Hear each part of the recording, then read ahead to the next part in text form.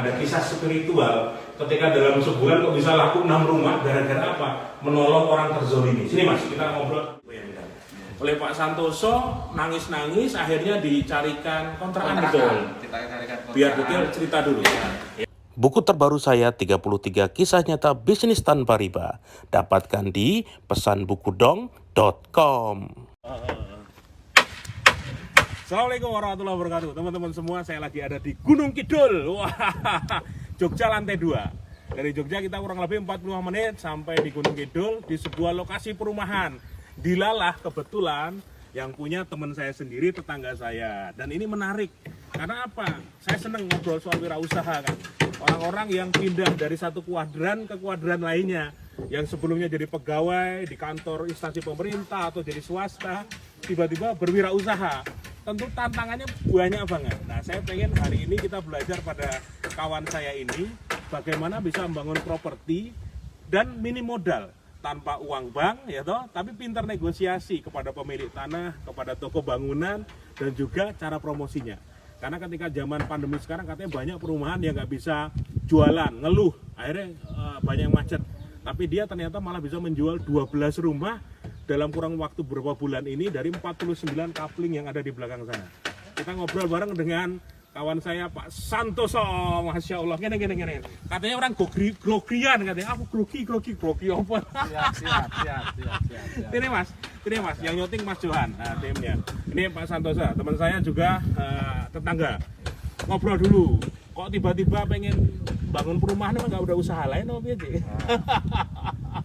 Ya, ceritanya itu kita di pemerintahan itu sudah hampir 20 tahun Ngabdi. 20 tahun Jadi ASN. Nah, terus dan itu kebanyakan dari proses kegiatannya itu banyak mengalami kisah-kisah LDR berjauhan. Karena terakhir tugas di Riau ya terakhir di Riau. Di Riau, padahal keluarga di Jogja. Terus semangatnya cuman ingin menua bersama sama keluarga. Piye carane setelah nanti berkumpul ada ide, kemudian kita mendirikan perumahan ini. Nggak sayang resign dari pegawai negeri itu, padahal gajinya sudah tetap, dijamin hari tua, tiba-tiba ditinggalin ya rasanya gue. Ya, ini memang pengalaman pertama saya ya. Ya, awal-awalnya memang memerlukan sebuah ekstra yang luar biasa, sebuah pengambilan keputusan yang memang tidak mudah, tapi itu memang harus diambil ya, karena LDR itu memang harus ada batas waktunya. Memang harus ada batas waktunya. Rio Jogja. Kadang saya kasihan dia di Jogja cuma Sabtu Minggu gitu, Senin pagi udah balik lagi dia. Tapi menarik ya. Masa lalu. Ini udah berapa? Udah resign berapa tahun? 2 tahun? 2 tahun. 2 tahun dia udah resign, Masya Allah. Dan saya seneng karena perkembangan beliau itu luar biasa. Termasuk bikin perumahan ini. Kenapa saya pengen bikin live di sini? Karena dia cerita, alhamdulillah di masa pandemi malah bisa 12 rumah terjual dari tanah seluas berapa hektar? Kurang lebih 1 hektar. 1 hektar ini bisa 49 rumah. Dan yang menarik, tanpa utang bank, ya toh. Dan ini semua dengan konsep kerjasama. Sebelum ngobrol lanjut, kita lihat perumahan lagi dibangun ya. Yang ini lagi proses pembangunan. Ini tipe piro? Tipe 45. Jangan masuk. Jangan masuk. 45, 2 kamar tidur. Buat keluarga kecil cukupan ya. Kalau di Gunung Kidul dihargai berapa kayak gini? 370. 370. Itu tanahnya berapa? Tanah 120. 120. Ya. Bisa dibangun lagi ke atas? Ini secara konstruksi sudah siap. Struktur sudah kita Pakai cakar ayam. buat cakar ayam, sehingga nanti untuk pengembangan ke atas maupun ke samping Itu itu bisa. sangat leluasa. Oke, Mas Johan foto dari juga ben Mike krungu. Siap. Ini berarti buat keluarga kecil 2 kamar, ruang tamu, semua lengkap 120 dan bisa dibangun sampai ke atas. Ke atas, Masya Allah, luar biasa. Buat teman-teman yang memang, Mas saya, kalau saya suka ngajarinya tanpa utang, kalau tanpa riba itu jelas. Nah ini konsepnya adalah ke developer dulu, bagaimana dia bisa dapat tanah 1 hektar ini tanpa utang. Gimana ceritanya itu, negosiasinya waktu itu? Ya, ini kan sebenarnya satu Di zoom boleh Mas, biar cetok suaranya. Jadi sebenarnya kita itu menggunakan konsep perbanyak persaudaraan, Wah. perbanyak teman, Seduluran silaturahmi. Kuncinya sebenarnya cuma itu. Jadi kita jalan di Wonosari, muter-muter, ketemu ada tanah yang siap dijual. Kemudian kita silaturahmi ke rumah beliau. Ya istilahnya kami berani membayar lebih, tapi dengan skema pembayaran. Misal, ini Misalnya harganya 100, saya berani membeli dengan harga 150 per meter. Tapi ada tapinya iki. Tapi kami melakukan pembayaran berdasarkan unit bangunan yang terjual. Itu ada orang mau kayak gitu ya? Banyak ya? Itu tergantung negosiasi, cara meyakinkan kita kepada pemilik lahan. Gitu ya. Dan ini karena jual tanah itu susah loh. Ada orang jual tanah langsung laku, apalagi yang kemarin kena buat itu ada minyaknya kemarin itu loh, atau itu langsung buat bara langsung dia laris. Tapi kalau tanah perdesaan kayak gini, jual tanah itu tidak mudah, butuh strategi. Salah satunya adalah dengan cara dibayar bertahap sesuai dengan rumah yang laku, terjual, dan orangnya mau ya. Dan itu justru yang menjadi daya tarik negosiasi kita. Karena harganya lebih tinggi. Karena satu, kita berani harga lebih tinggi dari harga pasar. Terus yang kedua, memang ini tanah sudah lama untuk dijual tapi nggak laku-laku. Kemudian kita masuk, kemudian kita membuat konsep bersama. Betul. Dan ternyata kita bisa meyakinkan bahwa menjual tanah dalam luas itu lebih susah daripada menjual tanah yang kecil. Karena itu orang teorinya begitu. Tanah 1 hektar kalau nggak buat pabrik buat apa? Kalau buat rumah pribadi nggak mungkin. Masuk beli semuanya mau dipageri, dibikin kayak keraton, walah koyo ngopo kayak gitu loh. Siap. Sambil jalan, Pak Santoso, Masya Allah luar biasa ya. Jadi teman-teman dapat ilmunya. Yang pertama adalah cari tanah yang mau dijual tapi lama nggak laku. Gitu. Betul ya? Biasanya di pinggiran bukan di pusat kota. Terus negosiasinya adalah Pak saya beli. Kalau Bapak minta misalnya 100.000 atau 200.000 per meter, saya beli 2 kali lipat. Wah, apa itu? 200.000 atau 400.000, tapi bayarnya per kapling yang terjual. Stop dulu, ojo ke susu. Ini berarti ukurannya sama yang ini, persis semua. Rumah 1, rumah 2, 545 ya? Tanah 120. 120. Jebret. Terus kalau ada pembeli, nah pembelinya biasanya kan kalau kita nyaranin selalu cash. Cuman nggak semua orang pegang uang 300 juta, ya toh. Misalnya ada orang beli 300 juta selesai urusan, tinggal belanja ke mana? Ke toko bangunan, terus habis itu bayar tukang, selesai semua. Tiba-tiba misalnya gitu loh, toko bangunannya pun saya dengar dari beliau boleh dibayar belakangan. Itu negosiasinya gimana itu? Ya kemarin kita memang mencari beberapa toko bangunan, kita datangi satu persatu. Nah kebetulan beberapa proyek pemerintah kalau di bulan-bulan awal tahun ini sepi gitu. Ya, terus kemudian kita menawarkan sebuah konsep kerjasama. Saya ngambil bahan bangunan dari sini, termasuk dari tukang-tukangnya. Terus kemudian kita bayarnya berdasarkan unit yang laku juga. Gitu ya. Berdasarkan unit yang laku juga. Jadi toko bangunan beliau bersedia untuk membangunkan unit-unit ready stock ya. Kemudian kita jual, begitu laku baru kita bayar. Jadi begitu bangunan laku itu sudah langsung kita bagi 3. Satu untuk operasional, satu untuk membayar lahan, dan satu untuk membayar bangunan. Manajemen keuangannya harus tertib. Pak Santoso ini karena dulu bekerja di pemerintahan yang soal duit itu harus detail gitu. Jadi paham bener ngatur-ngatur duit kayak gitu. Kebanyakan, mohon maaf nih, ada beberapa teman yang bisnis properti. Kemarin yang kasus kita dengar itu labelnya syariah dalam tanda kutip. Tapi ternyata uangnya dipakai buat pribadi. Ya ambiar ya, nggak bisa kayak gitu. Jadi emang teman-teman kalau mau bisnis properti selain harus tahu selah-selahnya, harus juga ngatur keuangannya lebih sangat-sangat harus strike. Pokoknya tidak boleh ini ya harus dipakai untuk ini, tidak boleh untuk kepentingan pribadi. Jadi tadi gitu. Negosiasi dengan pemilik toko bangunan. Tapi ini ada solusi, katanya bisa juga bayar tempo ke developer. Apa itu? Boleh cerita itu? Jadi kita juga ada skema bagi pembeli yang itu kesulitan di dalam pembayaran, tidak harus cash gitu. Developer kemudian membuat satu skema KPR ke developer. Itu bisa dicicil selama 5 tahun. 5 tahun bayarnya ya toh. Jadi ini pilihan mereka tanpa bank berarti Tanpa ya? bank. Tanpa bank. 1 tahun tanpa bunga. Tanpa bunga malah nggak dapat tanpa bunga, bahasanya nggak boleh tanpa bunga malah. Atau skema yang kedua itu kita memberikan kemudahan kepada pembeli itu cash tempo selama setahun, harga sama dengan Harga sama. cash keras, tapi dibayar selama 1 tahun tanpa ada tambahan apa-apa. Kalau di akad jual beli, kalau teman-teman bicara secara syar'i, kita tahu nih beberapa kajian kalau kita belajar ke ustadz yang ahli fikih muamalah menjelaskan ketika akad jual beli antara pemilik sama pembeli langsung itu harus disepakati harga sebelum akad terjadi. Betul sekali. Jadi misalnya rumah ini saya beli 300 juta ya. Nah ini selama setahun kalau misalnya dibayar, kan ini sambil dibangun ya. Itu dibayarnya setahun itu tanpa ada perubahan harga.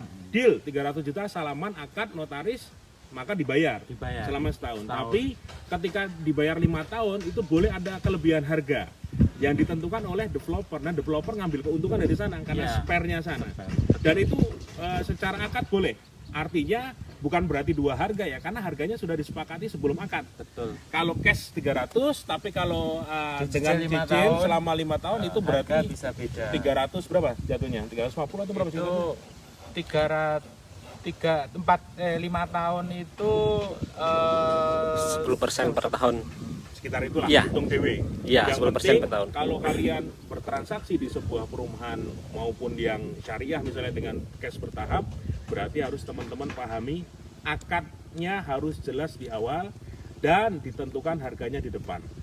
Terus kalau sampai akad lagi kan tidak boleh, misalnya dia nggak bisa bayar, itu gimana? Itu harus berarti rumahnya dijual bersama kan ya? Ada kesepakatan itu. Jadi apabila dalam jangka waktu 5 tahun itu kemudian salah satu pihak itu mengalami gagal Bayar, Wan prestasi. wan prestasi lah, berarti dijual itu bersama. kita jual bersama. Tidak ada denda, Tidak ada denda, tidak ada sita. tidak ada sita. Nah, itu yang betul. akadnya benar jual beli secara bertahap seperti itu. Tapi kalau kamu tanya Mas Abdari suka yang mana? Kalau saya seneng tempo beberapa teman cash jelas. Ada juga yang belinya model ini, yang pertama cash jelas. Yang kedua adalah Cash beli tempo. tanah. Kalau beli tanah sendiri dibangun juga ada. Ya. Ini kan kontraktor juga. Pak Santoso tolong bangunkan, bisa juga dia. Bisa. Yang ketiga cash tempo, tapi akadnya harus diperjelas. Itu yang level 3 ya. Dan ini semua tanpa lembaga keuangan. Menarik. Karena dia kerjasama dengan toko bangunan tersebut. Ini butuh teknik negosiasi kalian dengan pemilik tanah dan juga kepada pemilik toko bangunan agar ya ini dimuluskan. Nah, artinya apa? Di depan udah jelas dan bisa diterima akad-akadnya tanpa ada yang terbebani atau terzolimi. Ini rumah yang udah jadi. Ini rumah contoh yang Sudah jadi ya? 80%. Wah, 80%. Iya. Karena kita usaha di properti ini belum ada setahun ya. Kita baru mulai start itu April 2020. Iya. Kayu ini jati tenanan nih. Oh, Jati. Kayu jati menarik ya. dan bahannya insya Allah Masuk ya. tidak akan mengecewakan. Yang mau bisnis properti jadi belajar kayak gini. Oh, ini ukuran 45 ini ya? Iya, 45. Ukuran 45. Terus standar lah. 45. Ini dapur. Oh ini ya, pintu samping. Kamar yang di Kamar dua ini sama sini. kamar mandi. Mantap. Lampu, Pak. Kamar mandi sudah ada semua, dan ini semua. Dan ini kalau punya dana, ini tanah sampai belakang berarti ya? Mentok ya, Tanah sampai sisa, belakang. ada tanah sisa. Sampai belakang. Ada tanah sisa.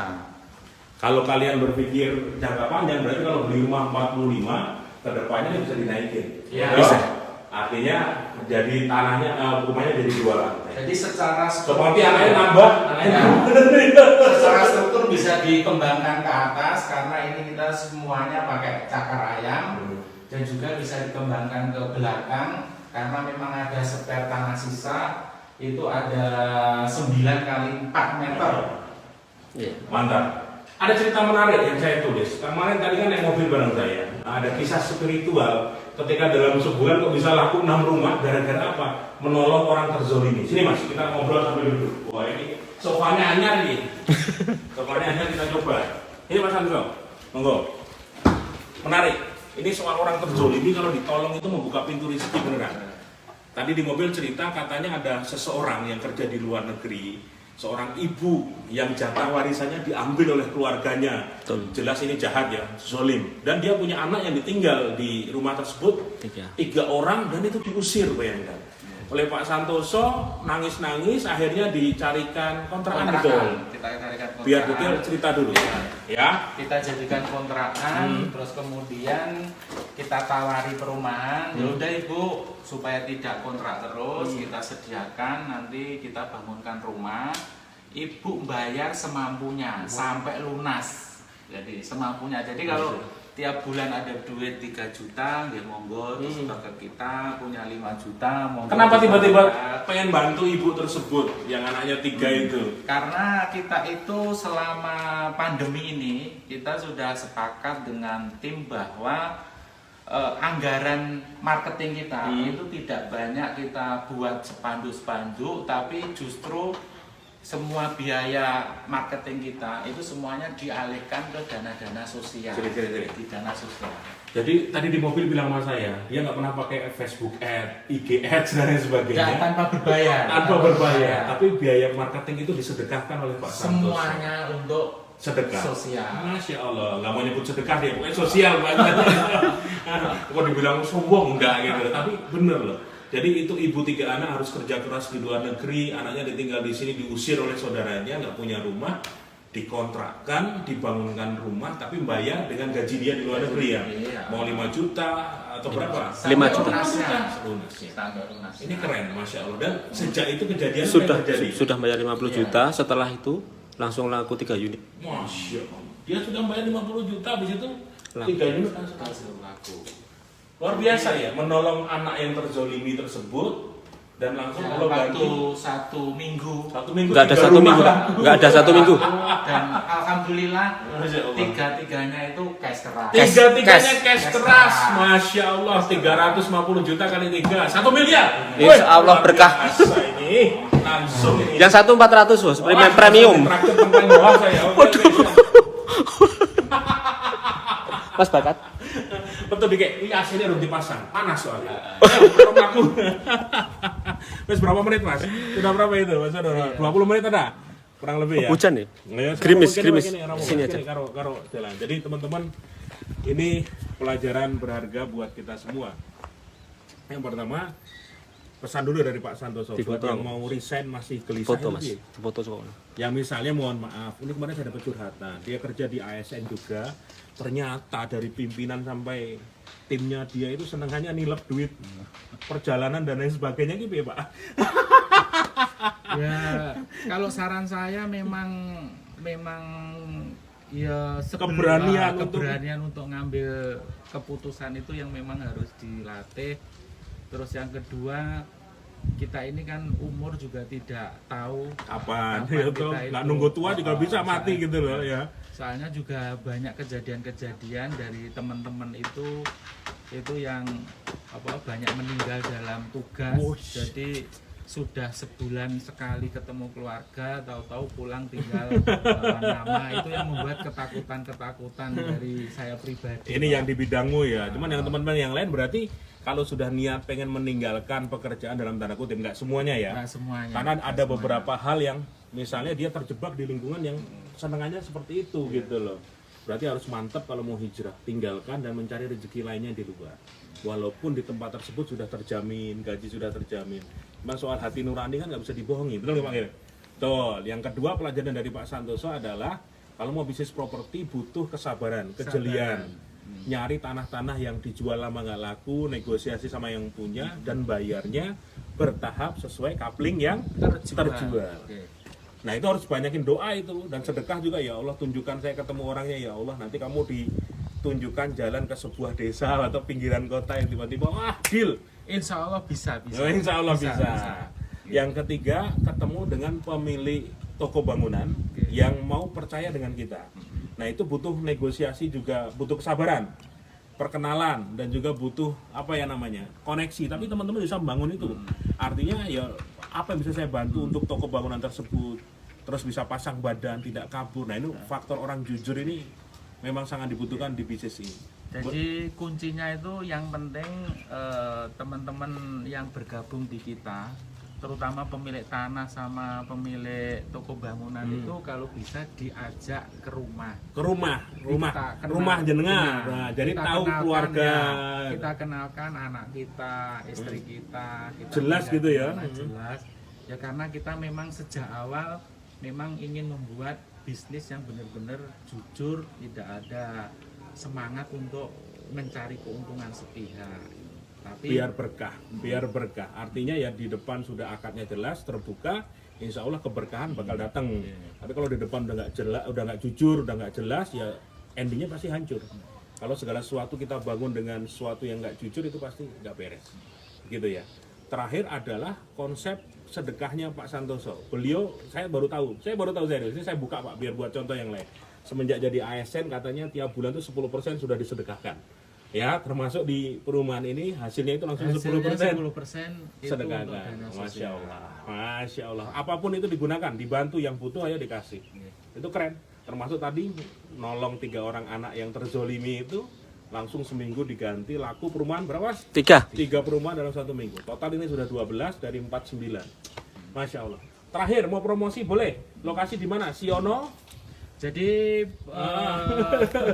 bagi warga Gunung Kidul yang menginginkan perumahan dengan sistem one gate system, itu ibaratnya dengan luas jalan 7 meter, itu jalan searah, dan yang menginginkan hadirnya perumahan dengan kualitas bangunan yang seperti ini pilihan yang tepat gitu loh. Di daerah Siono. Siono, Logandeng. Iya. Logandeng. Jalan Mantos kilometer 1. Oh, sebelum Logandeng. kota Wonosari ya? Iya. 40 menit dari Jogja, betul? Betul. Betul. Dan prinsip kami tidak membungkus sesuatu yang kurang baik seolah-olah kelihatan menjadi baik. Sehingga nanti pembeli itu bebas mau nungguin 24 jam bahan-bahan kita. Sekalian itu ngewangi dari ngaduk mana. semen ya. Itu kita Pembeli sangat kon ngaduk terbuka. semen. Itu sangat terbuka Karo sekali. ngawasi alasannya. Besi-besi Ya, ukuran ya, kita ya. itu juga sangat terbuka, Masya semuanya Allah. sangat terbuka. Iya, iya, Dan iya. alhamdulillah kita bisa menghadirkan perumahan yang insya Allah itu akan berkualitas lah. Masya Allah, siap. Teman-teman luar biasa ya. Mungkin nggak bisa lama, tapi hari ini saya datang ke sini mau sharing kepada kalian yang terinspirasi untuk punya bisnis properti, walaupun dari tanpa modal, tapi membangun koneksi dan kepercayaan. Dan ini buktinya kawan saya, tetangga saya Pak Santoso sudah membuktikan. Semoga menjadi ilmu bermanfaat buat kalian semua. Amin ya rabbal Nanti ketemu alamin. lagi, moga-moga segera ludes 49 Amin, rumah. amin. Amin. Jadi- Insya Allah habis Pak Sabtuari datang, Oh, langsung memberikan ludes ya? doa, support kepada Langsung- saya, langsung mudah-mudahan akan ludes. segera Melu seneng ya. Tuh. cepat laku. Yang penting Sold out. syukuran timnya di Tengkleng Wah, Wah, mantap. tetap itu dolana.